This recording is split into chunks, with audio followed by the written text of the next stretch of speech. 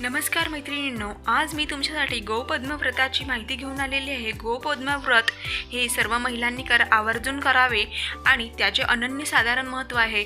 अखंड सौभाग्य लाभते, मुलाबाळांचे कल्याण होते, घरात सुख शांती ऐश्वर्य लागते आणि हे व्रत आषाढी एकादशीपासून ते कार्तिक शुद्ध एकादशीपर्यंत करावे।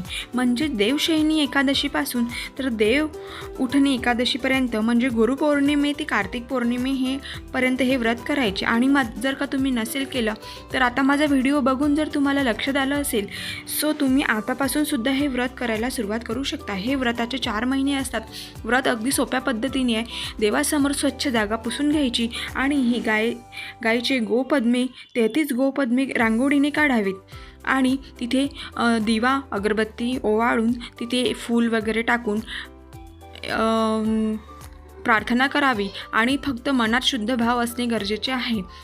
आणि जर का तुम्ही पांढऱ्या शुभ्र रांगोळीने जर हे रांगोळी काढत असाल तर त्यावर थोडं हळदी कुंकू टाकायचं आणि देवाला हात जोडायचे आणि सुख शांती ऐश्वर्यासाठी प्रार्थना करायची। एवढंच आहे। आणि हे गोपद्मे आपल्याला 4 महिने काढायचे आहे आणि सलग जर तुम्ही हे 5 वर्ष केले तर तुम्हाला याचा जास्तीत जास्त फायदा होईल। आणि जर का तुम्ही हे आत्ता सुरुवात केली तर तुम्हाला या चातुर्मासात सुरुवात केली तर या 1-2 महिन्यातच तुम्हाला इतका फरक जाणवेल की तुमच्या घरात कौटुंबिक वादविवाद मिटतील, सर्व प्रश्न सुटतील आणि तुम्हाला व्यवस्थित तुमच्या सुखसमृद्धीचे मार्ग सापडतील। त्यासाठी हे व्रत आवर्जून तुम्ही करणं गरजेचे आहे। या व्रताचा फायदाच आहे।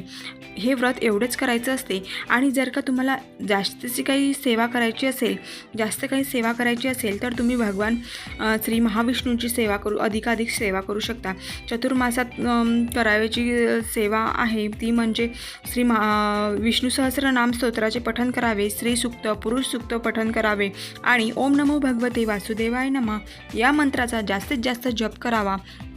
चतुर्मासात तुम्ही जेवढी सेवा करणार भगवान महाविष्णूची तेवढे तुम्हाला फळ मिळणार आहे। आणि हे व्रत करताना कुठलाही उपवास करायचा नसतो। फक्त तेवढी रांगोळी काढायची, फूल वगैरे वाहायचं, दिवा लावायचा आणि प्रार्थना करायची, एवढंच हे व्रत आहे। असेच छान छान माहितीसाठी माझ्या चॅनलला सबस्क्राईब करा आणि लाईक करा आणि तुमच्या मैत्रिणींना माझा व्हिडिओ शेअर करा। आणि माझा व्हिडिओ तुम्ही पूर्ण बघितल्याबद्दल तुम्हा सर्वांची मनापासून धन्यवाद।